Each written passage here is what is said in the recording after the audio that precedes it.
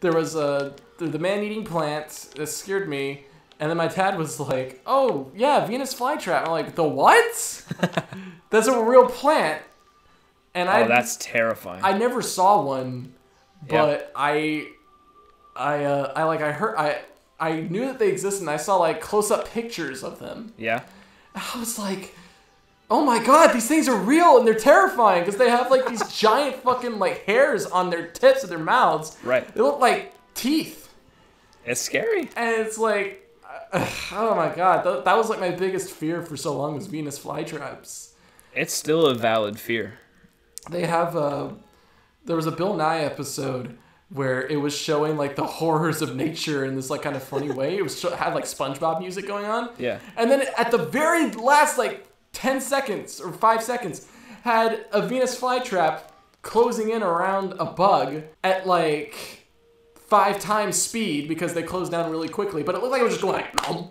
I was like, oh my god! It was like a jump scare. I was like, holy shit, dude! It's the Five Nights at Freddy's of that was my first experience with Five Nights at Freddy's jump scares. Patented by Five Nights at Freddy's.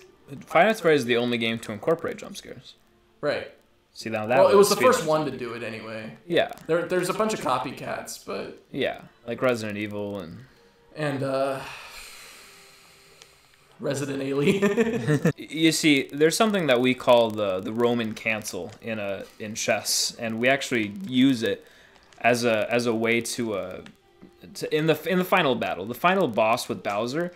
The amount of health that he has directly corresponds with how many times you make Mario spin into the funny green things. So right there, you'll notice that I hit them 4 times when I really didn't need to hit them at all.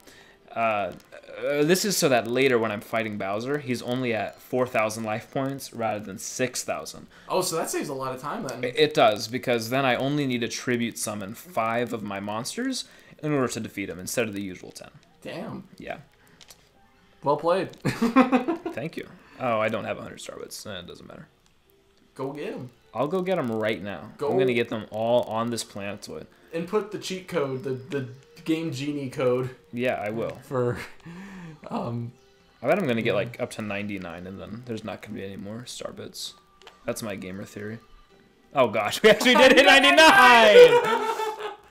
Can I go back? Yeah, I think you're in like a circle-ish thing. Hell yeah, brother. Hell yeah, brother. Oh gosh, oh gosh. See, that was actually intentional the whole time. That's why you said oh gosh beforehand? Yeah, well, it's just kind of like to make it more entertaining for the viewer. It's kind of cool because this planetoid is actually a tribute by Nintendo to the fallen victims of 9/11 and the war on Afghanistan. Yeah. So I think that's pretty tasteful. Good for them. There's actually a later one in this game that they reserved specifically for the Pentagon, even though I think one person died from the Pentagon attacks, but I think it's still really cool that they reserved it to one planet. It was pretty tasteful of them. Which planet was it? Oh, well, I mean, you'll know when you see it. You know, you're not. That's like a ways into the game, but I'll point it out when you see it. Oh, okay, good. Because you'll know what I'm talking about. You'll be like, oh, this is the Pentagon planet. It's really tasteful of Nintendo to keep little memorials like that in their games.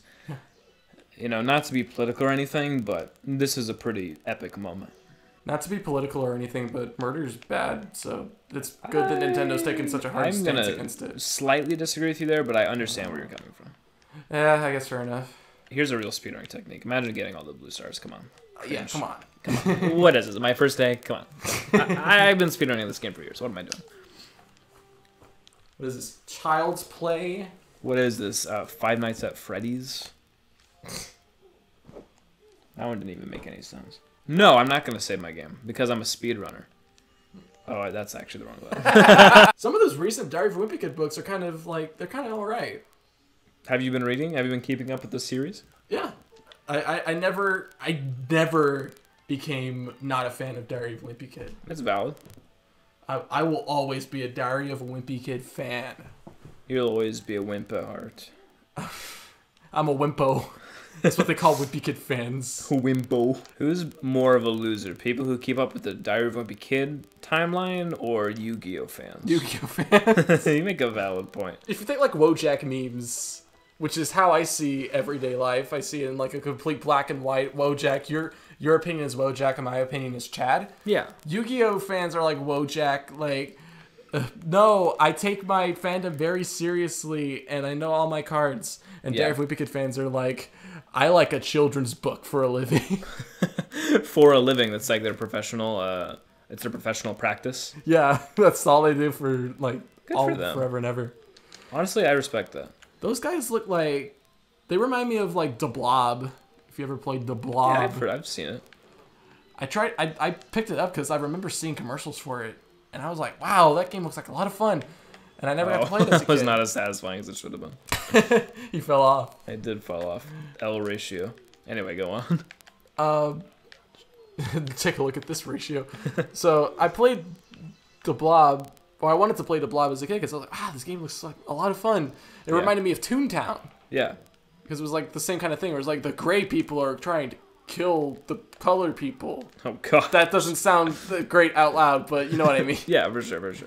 And I thought that was cool. Yeah. So, He thought, yeah, okay. well, I thought playing as the colored person was cool. That still sounds bad. I'm just going to shut up. The Blob looked like fun to me as a kid. Yeah. And I tried to play it early last year. Yeah. And I got through like 2 levels and I was like, this game is really boring. I'm not a kid anymore. Mm-hmm. And it was clearly meant for kids. I feel like if I was a kid, I probably would have loved it. Sure. But I am not a kid, so I was like, eh. Imagine growing up and your changes taste. I mean, whoa. I still like, what's a shitty show that I like? Booba. Booba? Remember Booba? I don't even remember Booba. Anyway, this is what Booba is. What in the world? I've never even seen that before. It was on the air. It would always come on after Teletubbies. So just like one fever dream to the next kind of thing? Yes, exactly. Like, so they were aliens, and they were in like a little pod that like circled around the Earth, and it looked like a plane from like really far away. So whenever I saw a plane flying through the sky, I was like, "Oh, it's Booba!" Oh my God. And my parents were like, "Shut the fuck up." As would I. L ratio. Look at this funny plant. Ratio. Ratio the funny plant. Can we get this plant at 500 retweets 500 retweets and 2,000 comments all for saying the 22. massive quarter ratio? Can we please? I don't know how Twitter works. You're describing it pretty well, actually. I don't have a Twitter, and I will never have a Twitter as long as Pepper Snoop had a Twitter, but I guess I should address Pepper Snoop. Is your audience aware with the lore behind Pepper Snoop? Or our audience, I guess. Yeah, so the Oblivious Casuals audience might not be well versed, but I did advertise this channel on the Pepper Snoop channel, or I will once we have videos on the channel, of course. Because as we're recording this, we have exactly 0 videos. And which is kind of why we're recording, is so that we can have videos. Man, imagine recording videos so you can have content for your channel. That's cringe. Crazy, dude. That's really cringe. So Pepper Snoop was I mentioned a second ago that I love Toontown, which was if you didn't know, it was an online game by Disney where you would make a toon and you would use cupcakes to fight evil robots that were like businessmen. So It's where Rule 34 artists really found their start. It's fur bait like crazy these days, especially now that it's not owned by Disney anymore. People just go ham. Not gonna lie. Well, you don't want to see the r/Toontown subreddit. Oh gosh, how bad is the r/Toontown subreddit? It's honestly not that bad. It's mostly just full of people who are nostalgic for the game. But every once in a while, you get that fur bait, and it's there and it's real. That's just unfortunate. It's unfortunate, and like every time I say, "Oh, I'm a fan of Toontown," it's like, "Oh, you're a furry." I'm not a furry. Are we sure though? I promise you, I'm not a furry. Do you like pinky swear? I middle finger swear. Valid. I ring finger swear smell. What? You ring finger smell?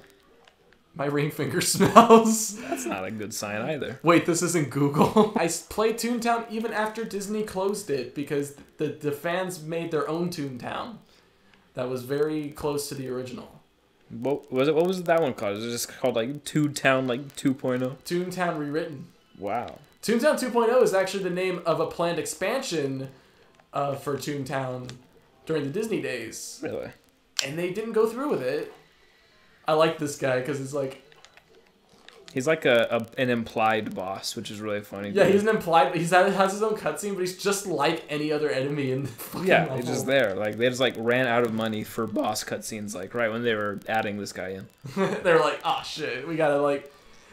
It costs us $20 to have 2 more ground pounds to this guy in, so we just have to... We're already over budget, we'll just make it 1. They had to save room in the budget for Mario Galaxy 2. It's true. Ever wondered what it would be like to a tune? Well, here's your chance.